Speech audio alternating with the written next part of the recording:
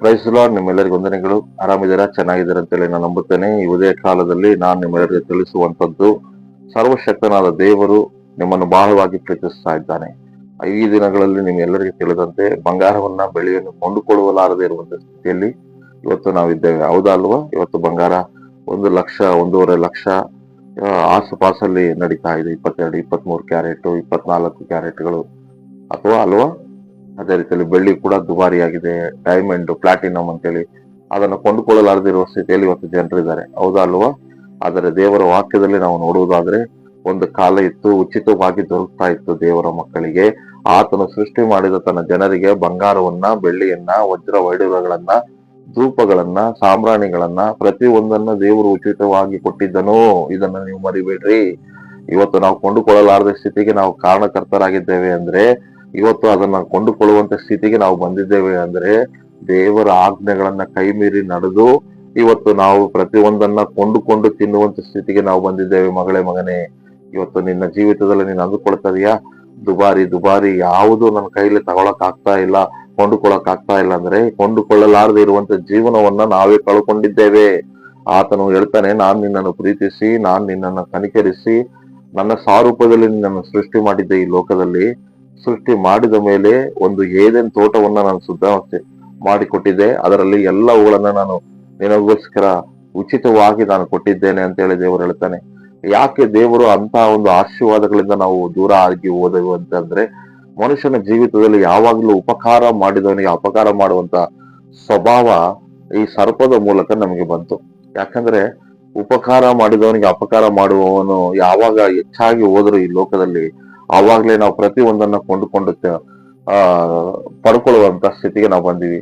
ದೇವರ ಕೃಪೆಯಿಂದ ದೂರ ಆದಾಗ ನೀರು ಕೊಂಡುಕೊಳ್ಳುವಂಥದ್ದು, ಗಾಳಿ ಕೊಂಡುಕೊಳ್ಳುವಂಥದ್ದು, ಇವತ್ತು ಬೆಂಕಿಯನ್ನ ಕೊಂಡುಕೊಳ್ಳುವಂಥದ್ದು, ಬಂಗಾರ ಬೆಳ್ಳಿ ಕೊಂಡುಕೊಳ್ಳುವಂಥದ್ದು, ಮರಗಳನ್ನ ಕೊಂಡುಕೊಳ್ಳುವಂಥದ್ದು, ಅಥವಾ ನಿನ್ ಏನು ಬೇಕಂದ್ರೂ ಕೂಡ ಇವತ್ತು ಊಟ ಕೂಡ ಕೊಂಡುಕೊಳ್ಳುವಂತ ಸ್ಥಿತಿ, ಹಣ್ಣುಗಳನ್ನ ಕೊಂಡುಕೊಳ್ಳುವ ಸ್ಥಿತಿ. ಮೂಲ ಕಾರಣ ಏನಂದ್ರೆ, ಉಪಕಾರಕ್ಕೆ ಅಪಕಾರ ಮಾಡುವ ಸ್ವಭಾವ. ಅದು ಪರಲೋಕ ರಾಜ್ಯದಿಂದ ಬಂದಂತಹ ಲೂಸಿಫರನ್ನು ಯಾವ ರೀತಿಯಲ್ಲಿ ಕರ್ತನಿಗೆ ವಿಧೇಯನಾಗದೆ ಅವಿಧನಾದನೋ, ಅವನ ಸ್ವಭಾವಗಳೆಲ್ಲವನ್ನು ತೆಗೆದುಕೊಂಡು ಈ ಲೋಕದಲ್ಲಿ ತಳ್ಳಲ್ಪಟ್ಟಾಗ, ಆ ಆದಾಮು ಮತ್ತು ಅವಳ ಜೀವಿತದಲ್ಲಿ ಅವನು ಪರೀಕ್ಷಿಸುವಾಗ ಅವರಿಬ್ಬರು ಸೋತು ಹೋಗಿ ಆ ಹಣ್ಣನ್ನು ತಿಂದು ಆ ಹಣ್ಣಿನಲ್ಲಿರುವಂತ ರುಚಿಯನ್ನು ನೋಡಿದಾಗ ಅವರಲ್ಲಿ ಬಂದಂತ ಮೊದಲನೆಯ ಒಂದು ಕ್ರಿಯೆ ಉಪಕಾರಕ್ಕೆ ಅಪಕಾರ ಮಾಡುವಂತ ದ್ರೋಹದ ಬುದ್ಧಿಗಳು ಮನುಷ್ಯನ ಶರೀರದ ಒಳಗಡೆ ಬಂತು. ಅಲ್ಲಿವರೆಗೂ ಮನುಷ್ಯನ ಶರೀರದಲ್ಲಿ ಕೋಪ, ಎಗೆತನ, ಅಸೂಯ, ಕುಡುಕುತನ, ದಂಡು ಔತಣ ಅಥವಾ ಮೋಸ ಮಾಡುವಂಥದ್ದು, ಅನ್ಯಾಯ ಮಾಡುವಂಥದ್ದು, ಸ್ವಾರ್ಥ, ಗರ್ವ ಇವೆಲ್ಲವುಗಳು ಇದ್ದಿಲ್ಲ ಅಂತೆ.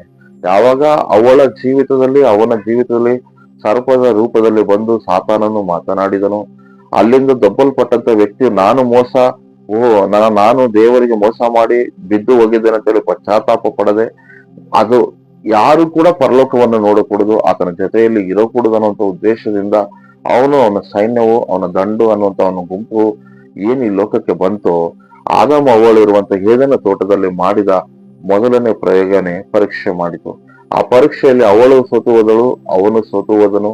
ಅಲ್ಲಿಂದ ನಾವು ಹೊರಗಡೆ ಏದೆನ್ ತೋಟದಿಂದ ದಬ್ಬಲ್ಪಟ್ಟ ಮೇಲೆ ಎಲ್ಲವುಗಳನ್ನ ಕೊಂಡುಕೊಳ್ಳುವಂತ ಸ್ಥಿತಿಯಲ್ಲಿ ಬಂದಿದ್ದೇವೆ. ನಿಮಗೆ ಗೊತ್ತು, ದೇವರು ಈ ಪ್ರಪಂಚದಲ್ಲಿ ಆಕಾಶದಲ್ಲಿರುವಂತಹ ದೇವದೂತರು, ಸೆರೆಬಿಯರು, ಕೆರಬಿಯರು, 4 ಜೀವಿಗಳು, ಸತ್ಯವೇದದಲ್ಲಿ ಬರೆಯಲ್ಪಟ್ಟಾಗ 24 ಜನ ಹಿರಿಯರು, ಅಲ್ಲೊಂದು ಸುಂದರವಾದಂತಹ ಭವನಗಳು, ಕೋಟೆಗಳು ಎಲ್ಲವೂ ಇರುವಂತಹ ರಾಜ್ಯದಲ್ಲಿ ಕರ್ತನು ಯಾವ ರೀತಿಯಲ್ಲಿ ಆನಂದಕರವಾಗಿದ್ದನೋ, ಆ ಆನಂದಕರವಾಗಿದ್ದಂತನು ಈ ಲೋಕವನ್ನು ಉಂಟು ಮಾಡಬೇಕಂತ ಆಲೋಚಿಸಿ ಮಾಡುವಾಗ್ಲೂ ಕೂಡ ಪರಲೋಕದಲ್ಲಿ ಏನೇನೆಲ್ಲ ಇತ್ತೋ ಅದಕ್ಕೆ ಸರಿಸಮಾನವಾಗಿ ಭೂಲೋಕದಲ್ಲಿ ಕೂಡ ಎಲ್ಲವನ್ನ ಸಿದ್ಧ ಮಾಡಿ ಉಚಿತವಾಗಿಯೇ ದೇವರು ಕೊಟ್ಟಿದ್ದನು. ಆದರೆ ಮನುಷ್ಯನು ಈ ದಿನ ಎಲ್ಲವುಗಳನ್ನ ತೆಗೆದುಕೊಂಡು ಕೊಂಡುಕೊಳ್ಳುವಂತ ಸ್ಥಿತಿಗೆ ಹೋಗಿದ್ದಾನೆ, ಮತ್ತು ಕೊಂಡುಕೊಳ್ಳಲಾರದೆ ಇರುವಂತ ಸ್ಥಿತಿಗೆ ನಾವೆಲ್ಲರೂ ಇದ್ದೇವೆ. ಅಂದ್ರೆ ಮಗಳೇ, ಮಗನೇ, ಇವತ್ತು ನಾವು ಒಂದು ಘೋರವಾದಂತ ಸ್ಥಿತಿಯಲ್ಲಿ ಇದ್ದೇವೆ ಅನ್ನೋದು ಕೂಡ ನಾವು ತಿಳ್ಕೊಳ್ಬೇಕಾಗಿದೆ. 1.5 ಲಕ್ಷ ರೂಪಾಯಿ ಬಂಗಾರ, ಆಸುಪಾಸು 3,000, 3,500 ರೂಪಾಯಿ ಒಂದು ತೊಲೆ ಬೆಳ್ಳಿಯನ್ನ ಅಥವಾ ವಜ್ರ ವೈಡೂರ್ಯಗಳಂತೂ ಅದನ್ನು ಕೊಂಡುಕೊಳ್ಳೋದಕ್ಕೆಲ್ಲ ಅದ್ರ ಬಗ್ಗೆ ಮಾತಾಡೋದು ಕೂಡ ಇವತ್ತು ಮನುಷ್ಯನ ಕೈಲಿ ಆಗ್ತಾ ಇಲ್ಲ.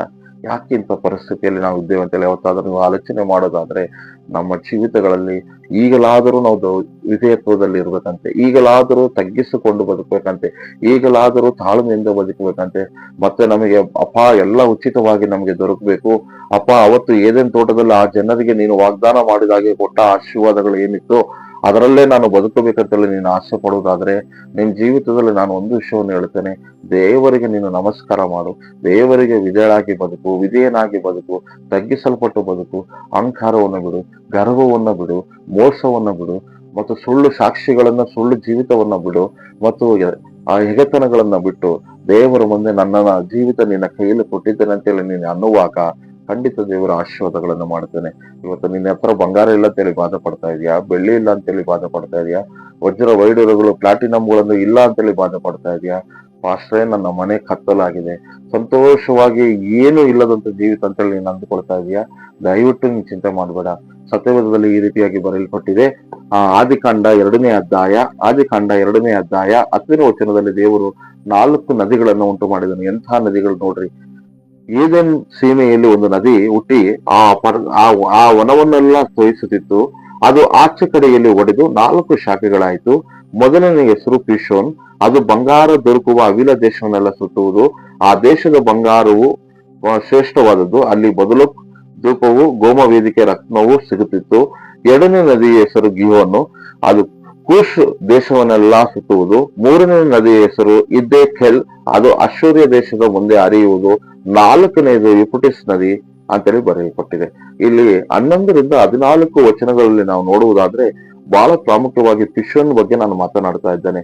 ಅಲ್ಲಿ ಬಂಗಾರ ದೊರಕ್ತಾ ಇತ್ತು ಆ ನದಿಯಲ್ಲಿ ಅಂತ ಹೇಳ್ತದೆ.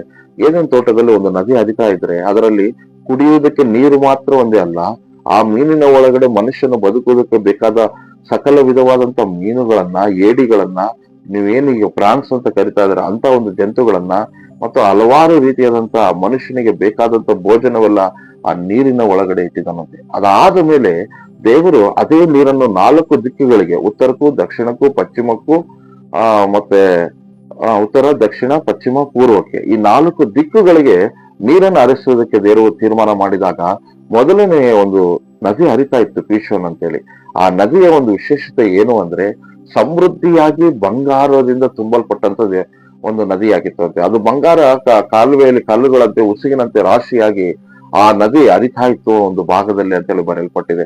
ಅದರಲ್ಲಿ ಇನ್ನೊಂದು ವಿಶೇಷತೆ ಏನಂದ್ರೆ ಶುದ್ಧವಾದ ಬಂಗಾರವು ಆ ಒಂದು ನೀರಿನಲ್ಲಿ ಹರಿತಾ ಇತ್ತು ಅಂತೇಳಿ ಬರೆಯಲ್ಪಟ್ಟಿದೆ. ಅದಲ್ಲದೆ ಆ ಒಂದು ಪಿಶೋನ್ ಅನ್ನುವಂತ ನದಿಯ ಇನ್ನೊಂದು ಶ್ರೇಷ್ಠತೆ ಏನಂದ್ರೆ ಧೂಪವು, ಗೋಮೇದಿಕೆ, ರತ್ನವು ಸಿಕ್ಕುತ್ತಿತ್ತು ಅಂತೇಳಿ ಬರೆಯಲ್ಪಟ್ಟಿದೆ. ಅಂದ್ರೆ ಒಂದು ಅದ್ಭುತವಾದಂತ ವಜ್ರ ವೈಡೂರ್ಯಗಳಿಂದ ತುಂಬಲ್ಪಟ್ಟಂತ ಆ ಒಂದು ನದಿಯಾಗಿತ್ತು ಅಂತೇಳಿ ಬರೆಯಲ್ಪಟ್ಟಿದೆ.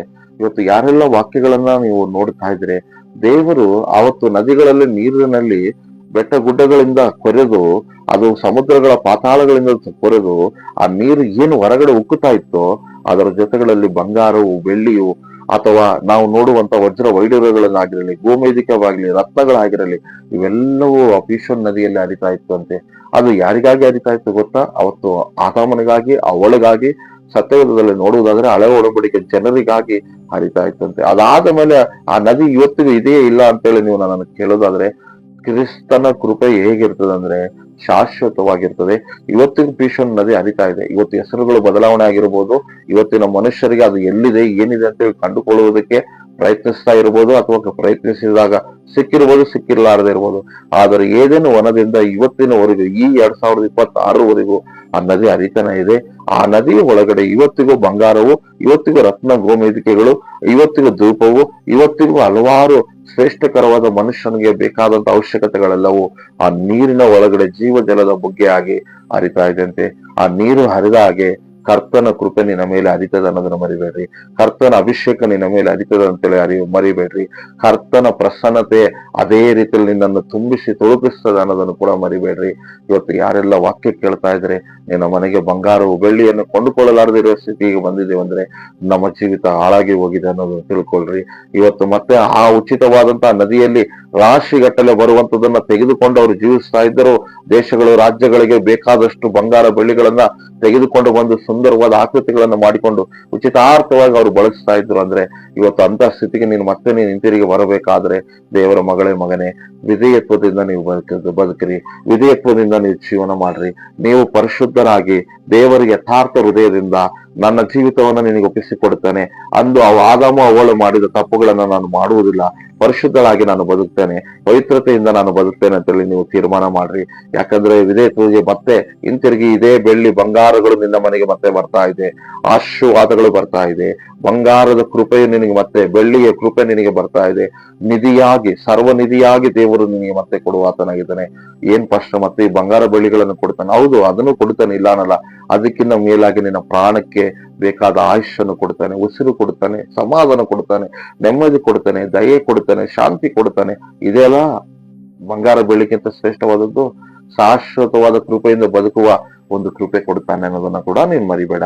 ಈ ವಾಕ್ಯದಲ್ಲಿ ಇನ್ನೊಂದು ವಿಷಯವನ್ನು ಹೇಳ್ತದೆ. ಧರ್ಮೋಪದೇಶ ಕಾಂಡ 28ನೇ 1ನೇ ವಚನದಲ್ಲಿ ಎಷ್ಟು ಮುದ್ದಾಗಿ ದೇವರು ಹೇಳ್ತಾನೆ ನೋಡ್ರಿ.